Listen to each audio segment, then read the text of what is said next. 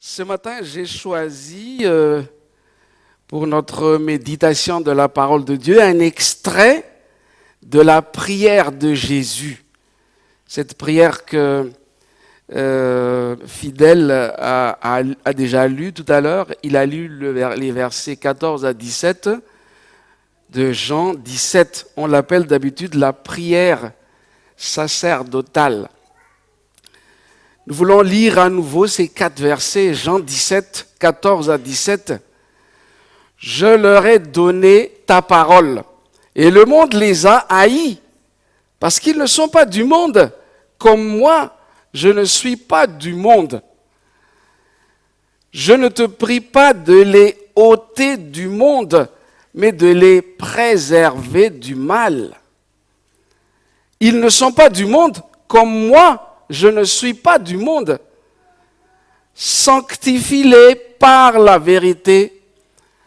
Ta parole est la vérité. » Voilà le verset 17 que nous connaissons très bien. Sanctifie-les par la vérité. Ta parole est la vérité. Ce chapitre 17 de l'évangile de Jean renferme donc cette prière que Jésus a adressée à son Père juste avant d'entrer dans le jardin de Gethsémani. Vous vous rappelez, ce fut dans ce jardin que cette cohorte conduite par Judas ainsi que les huissiers se saisirent de Jésus. Et nous n'allons pas nous arrêter sur l'arrestation de Jésus dans le jardin de Gethsémani, cette nuit-là où il fut livré. Mais je vous invite à voir de plus près cette prière. Jésus s'adresse donc à son Père, mais l'apôtre Jean, l'évangéliste Jean qui a écrit cet évangile, a trouvé bon de nous donner donc le contenu de cette prière, j'allais presque dire le contenu intégral de cette prière qui est une des plus longues prières de la Bible. Vous connaissez aussi la prière de Daniel 9, la prière de Jonas dans le livre du prophète Jonas. De Salomon aussi. Au verset 1er, deuxième partie, c'est le début de la prière. Jésus dit, « Père, l'heure est venue. Glorifie ton Fils, afin que ton Fils te glorifie. » Vous sentez que c'était quelque chose de très, très solennel. L'heure est venue. Glorifie ton Fils. On peut dire l'heure était grave, l'heure était solennelle. De quelle heure s'agit-il? Tout se passe comme si Jésus anticipe. Il dit l'heure est venue. Mais de quelle heure s'agit-il? C'est cette heure qui va commencer par son arrestation et qui va se terminer par sa crucifixion. Et cette crucifixion, ce sacrifice signifie quoi? Parce que c'est là l'heure. Que signifie cette crucifixion? C'est Jean 3,16. Toujours dans le même évangile. Dieu a tant aimé le monde qu'il a donné l'heure de donner sa vie pour que le monde ne périsse point est arrivé. L'heure est venue. Glorifie ton Fils, afin que ton Fils te glorifie. Ce sacrifice de Jésus glorifie le Père. Et Jésus anticipe déjà au début de cette prière ce sacrifice. Au verset 2, « Selon que tu lui as donné pouvoir sur toute chair, afin qu'il accorde la vie éternelle à tous ceux que tu lui as donnés. » Une fois de plus, c'est une anticipation. Tu m'as donné pouvoir sur toute chair, c'est ce qu'il dit au Père, afin que je puisse donner la vie éternelle à tous ceux que tu m'as donnés. Il anticipe déjà que ce sacrifice va donner la vie éternelle. C'est une question de vie ou de mort éternelle pour chacun d'entre nous. Cette heure-là qui est venue. Verset 4, on ne va pas voir tous les versets. Je t'ai glorifié sur la terre, dit Jésus à son Père. J'ai achevé l'œuvre que tu m'as donnée à faire. Encore une fois, c'est une anticipation. Il dit, j'ai achevé l'œuvre que tu m'as donnée à faire. C'était quoi cette œuvre? Luc 19, 10, le Fils de l'homme est venu pour chercher et sauver tous ceux qui sont perdus. Marc 10, 45, le Fils de l'homme n'est pas venu pour être servi, mais pour servir et donner sa vie comme la rançon de plusieurs. Donc, il anticipe déjà ce don de sa vie pour que tous ceux qui croient en lui ne périssent point, mais qu'il ait la vie éternelle. Donc, anticipation, ça veut dire quoi? C'est voir déjà. Dans cette prière, il voit déjà tous ceux qui accepteront le don de sa vie, son sacrifice. J'ai achevé l'œuvre que tu m'as donné à faire. Verset 8, je saute, car je leur ai donné les paroles que tu m'as données et ils les ont reçues. S'agit-il tout simplement des 12 ici ou des 11? Je leur ai donné les paroles que tu m'as données. Quelles paroles? L'évangile, des paroles de vie.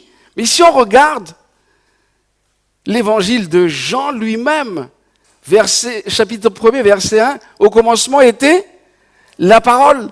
Et la parole était avec Dieu et la parole était Dieu. Donc, quand on parle de parole dans l'évangile de Jean, il s'agit pas seulement de l'évangile, mais d'une personne.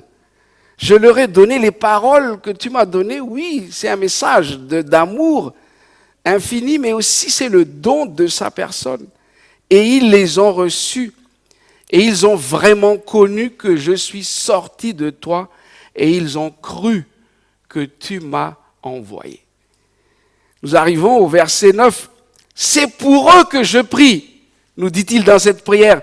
Je ne prie pas pour le monde, mais pour ceux que tu m'as donnés, parce qu'ils sont à toi. C'est à cause de ce verset 9 que cette prière fut appelée et est toujours appelée la prière sacerdotale. C'est pour eux, c'est-à-dire pour les disciples de Jésus que je prie. Je ne prie pas pour le monde, mais pour ceux que tu m'as donnés, parce qu'ils sont à toi. Cette prière sacerdotale renferme aussi une prière pour les disciples de Jésus. C'est une prière pour nous. Jésus a prié pour nous. C'est extraordinaire. Jésus qui a prié pour nous. Verset 11.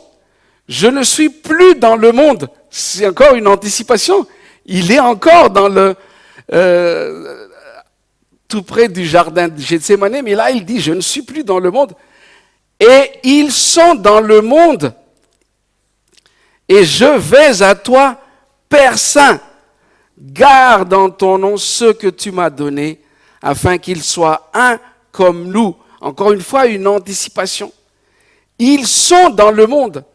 Et je vais à toi, Père Saint. Garde en ton nom ceux que tu m'as donnés, afin qu'ils soient un comme nous. C'est ça qui caractérise aussi la prière sacerdotale, c'est cette prière pour l'unité des disciples. Et ça, c'est très, très important. Jésus avait à cœur de voir ses disciples de tous les temps unis. Et comme vous le savez, le malin a tout fait à travers l'histoire pour diviser. Depuis le jardin d'Éden, il a divisé. Comme on dit, diviser pour régner. C'est ce qu'il a fait. Et nous arrivons bientôt au verset 14, que Fidèle a lu tout à l'heure. Mais d'abord le verset 13. Et maintenant, je vais à toi. Et je dis ces choses dans le monde, afin qu'ils aient en eux ma joie parfaite. Il parle ici de son retour, de son ascension. Je vais à toi et je dis ces choses, c'est-à-dire mon sacrifice dans le monde, afin qu'ils aient en eux ma joie parfaite. Il parle ici, dans cette prière aussi, c'est vrai, de son sacrifice, mais il parle aussi de cette joie parfaite. Quelle joie! Moi, je pense à Luc 15, il y a plus de joie dans le ciel pour un seul pécheur qui se repent. La joie du ciel, la joie parfaite de Jésus, il anticipe déjà cette joie qui sera la sienne de voir plusieurs personnes l'accepter comme son sauveur. Et nous arrivons donc au verset 14. Je leur ai donné ta parole et le monde les a haïs parce qu'ils ne sont pas du monde, comme je ne suis pas du monde. Alors, je l'ai déjà posé tout à l'heure, c'est quelle parole? On a dit c'est la personne même de Jésus, c'est le message de l'évangile. Au verset 6, Jésus mentionne le fait qu'il ait fait connaître le nom de Dieu aux hommes que tu m'as donné au milieu du monde. Alors, ce que Jésus est venu montrer au monde, c'est aussi le Père. Parce que tout ce que le diable a fait depuis sa rébellion au ciel, c'est ce qu'on appelle aujourd'hui les théories du complot. Les théories complotistes. Qu'est-ce que le serpent a dit à Ève dans le jardin d'Éden? Dieu a-t-il réellement dit vous mourrez? Alors la théorie du complot a commencé là. C'est pas vrai, vous ne mourrez pas. Mais Dieu sait que le jour où vous mangerez, vos yeux s'ouvriront. Les théoriciens du complot, les conspirationnistes comme on les appelle, veulent montrer qu'ils vont ouvrir les yeux. On a parlé hier soir de la théorie du complot concernant le vaccin. Vous savez que derrière toutes ces théories du complot, il y a l'auteur suprême des théories du complot. La réaction future du monde, au verset 14, Jésus l'a mentionné dans sa prière, le monde les a haïs. Réaction du monde, c'est la haine. Le monde, sous-entendu, qui est sous la domination du prince de ce monde. Qui est le prince de ce monde? C'est le diable. Mais ce que nous voyons à partir d'ici, chers frères et sœurs, c'est cette démarcation nette entre le monde et ceux qui ont reçu la parole de Dieu. Jésus a dit, je ne suis pas de ce monde et eux aussi ne sont pas de ce monde. Et il a dit à Pilate, mon royaume n'est pas de ce monde. Chers amis, nous ne sommes pas de ce monde. Nous sommes dans ce monde, mais nous ne sommes pas de ce monde. Nous sommes des étrangers, nous dit l'auteur de l'Épître aux Hébreux, nous sommes des étrangers et des résidents temporaires. Ceux qui sont arrivés en France avant de devenir français savent ce que c'est qu'être un résident temporaire. Moi, il m'est arrivé de faire la queue à la préfecture d'Évry à 3h du matin, en plein hiver, résident temporaire. Maintenant, je ne le suis plus, mais moi, je ne suis pas toujours de ce monde. Comme le dit Jésus, nous sommes des citoyens du ciel. Notre royaume n'est pas de ce monde. Nous ne sommes pas de ce monde.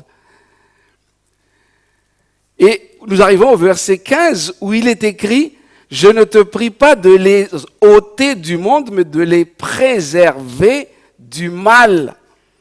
C'est vrai que nous ne sommes pas de ce monde, mais nous sommes pour le moment dans ce monde. La prière de Jésus, dans Jean 17, c'est qu'étant dans ce monde, Jésus demande au Père de nous préserver du mal. C'est le cœur de cette prière que je voudrais vous partager aujourd'hui. Jésus demande au Père de nous préserver du mal. Oui, chers frères et sœurs, en cette crise sanitaire, le gouvernement veut protéger la population, les préserver du mal, de la mort.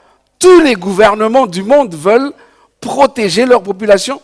Alors il y a les gestes barrières, la distanciation sociale, les masques, fermeture de ceci, fermeture de cela. Et tout cela pour préserver la population de la contamination de la Covid-19. Jésus a prié le Père pour nous préserver du mal. Le mal, quand on regarde le texte original, c'est le grec poneros. Mais le poneros veut dire le diable ou le malin. La prière de Jésus, c'est que Dieu nous préserve du malin. Vous savez que Satan ne se présente jamais en personne, en direct. Je ne sais pas si j'ai déjà entendu quelqu'un qui a dit « j'ai vu le diable en personne ». Je respecte sa vision, mais Satan ne se présente jamais à découvert. Par exemple, le dragon d'Apocalypse 12, c'est le diable. Hein? Dans Apocalypse 12, 17, il est écrit qu'il fut irrité contre la femme. La femme, c'est qui? C'est l'Église. Et il s'en alla faire la guerre au reste de sa postérité. Très récemment, des exégètes adventistes ont découvert que le s'en alla ici, c'est pas s'en aller directement pour faire la guerre directe comme ça, mais s'en aller. C'est-à-dire comme si il s'éloigne un peu. Il s'en alla. Mais il va faire la guerre. Et que fait-il? On ne lit presque jamais Apocalypse 12, 18. Que dit Apocalypse 12, 18?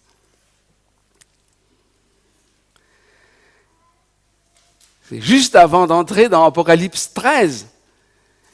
Apocalypse 12, 18 dit « Et il se tint sur le sable de la mer ». En quelque sorte, il va à la plage. Il va à la plage, il va au bord de la mer, mais qu'est-ce qu'il va faire là? Et tout d'un coup, nous entrons dans Apocalypse 13. Qu'est-ce qu'il va faire sur le sable de la mer? Il va chercher deux alliés. Parce que je vous disais qu'il n'agit jamais directement. Il va chercher deux alliés. Deux bêtes, deux monstres. Le monstre qui sort, la bête qui sort, qui monte de la mer, et la bête qui monte de la terre. Voilà les instruments que le diable va utiliser dans sa haine contre les disciples, les vrais disciples de Jésus-Christ. Mais Jésus a prié pour nous. Ne l'oublions jamais. Nous ne devons jamais avoir peur. Parce que quelles que soient les attaques, les manœuvres de la bête qui monte de la mer ou de la bête qui monte de la terre, parce qu'elles sont toujours vivantes, j'allais presque dire plus que jamais. Ces deux bêtes qui montent de la terre et qui montent de la mer. La bête qui monte de la mer a une longue histoire. Hein? La bête qui monte de la terre a une histoire plus récente, mais le diable a choisi ces deux bêtes, ces deux alliés, pour manifester sa haine envers le peuple de Dieu. Je vous ai juste rappelé ces deux alliés de Satan qui sont là. Jean 17, verset 16. Ils ne sont pas du monde, comme moi je ne suis pas du monde. C'est exactement ce qu'il a dit au verset 14. Alors pourquoi cette répétition? Il dit la même chose au verset 14 et au verset 16. Ils ne sont pas du monde, comme je ne suis pas du monde.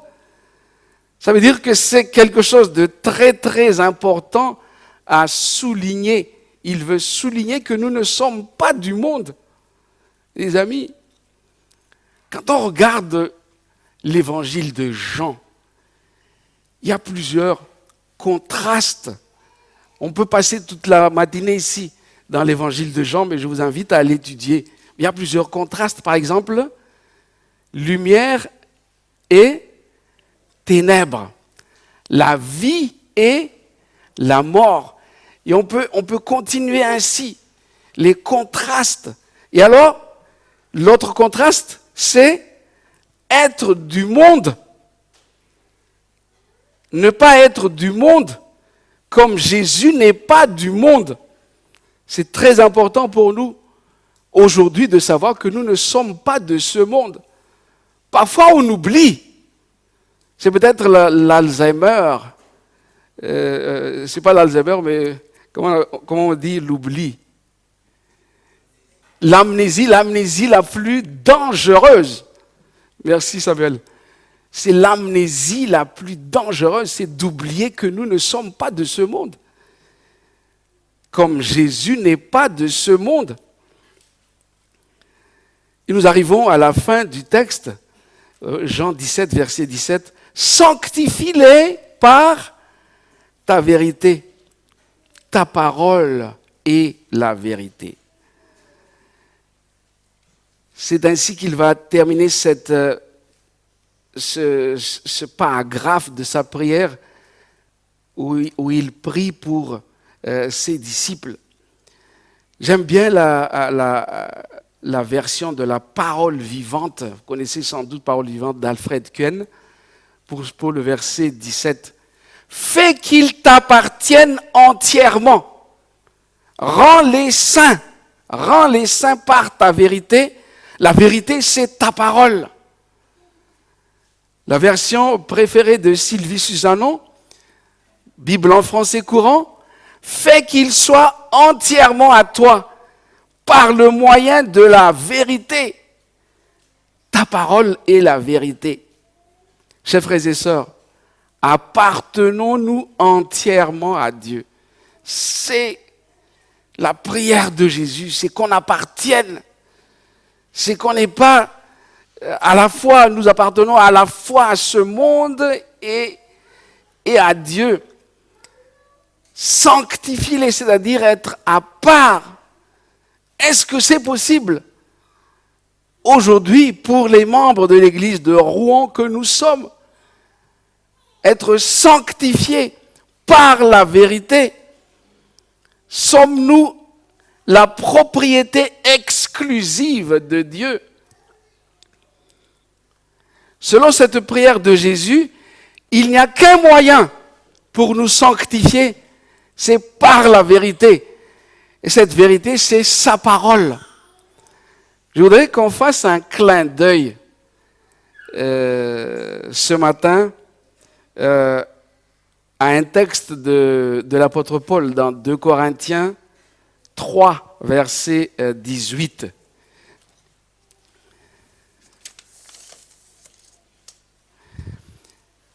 Et je vais d'abord lire le texte dans la version Louis II, 2 Corinthiens 3, 18.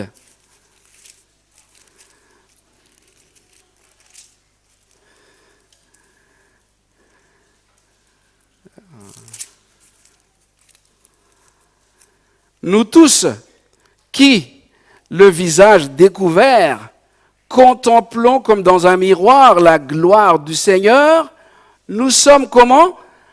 Transformés en la même image, de gloire en gloire, comme par le Seigneur, virgule, l'Esprit.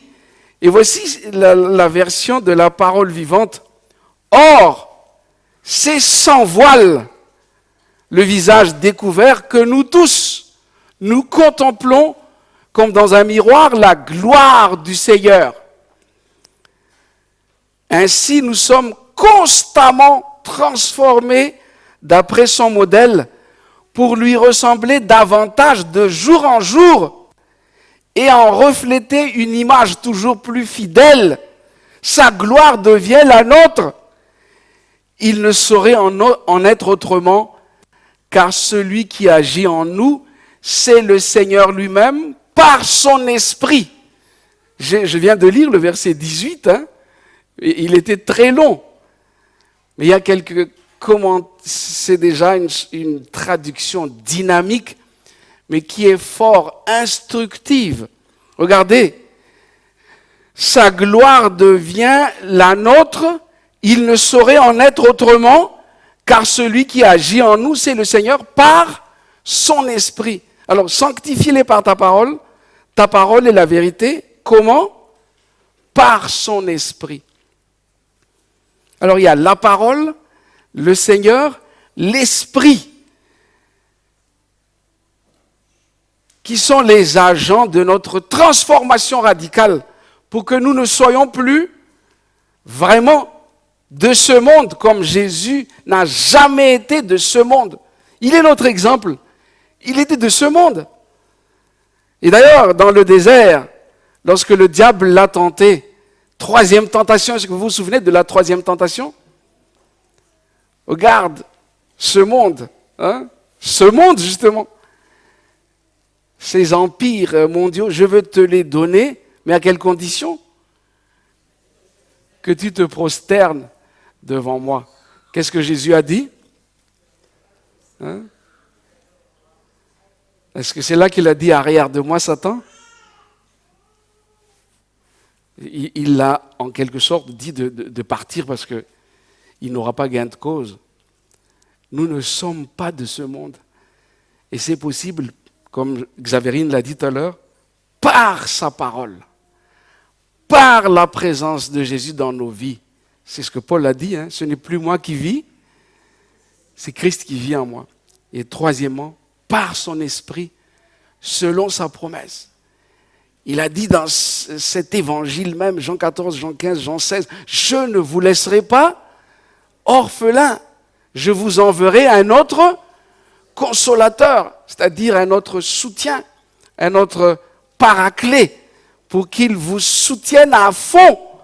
Parce que le monde vous hait, le diable vous hait, il va vous attaquer. » Apocalypse 12, 17, il s'en alla, il était toujours perdant, mais attention, il revient à la charge par les deux bêtes, maintenant. Et il va attaquer. Mais c'est ici la persévérance des saints, Apocalypse 14, 12, de ceux qui gardent les commandements de Dieu et la foi de Jésus. Que le Seigneur nous aide, chers frères et sœurs. Jésus a prié pour que nous soyons préservés du mal et du malin. Et c'est possible, parce qu'il veut nous sanctifier. Nous préserver du mal, c'est nous sanctifier. Et c'est une expérience de toute une vie.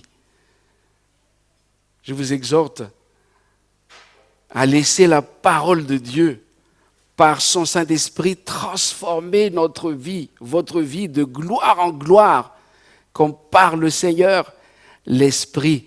Tout cela est possible. C'est à genoux qu'il a prié pour nous. Et tout de suite après, il est entré à Gethsémane. Et c'est là qu'il fut arrêté. Il a anticipé tout cela, mais il savait qu'il aura la victoire pour nous. Et il peut aujourd'hui nous préserver du malin, préserver du diable, qui va agir. Mais il est temps pour nous de prendre la résolution de laisser le Saint-Esprit nous sanctifier par sa parole dans nos vies, l'influence de sa parole dans notre vie quotidienne. Jésus a prié pour toi. Amen.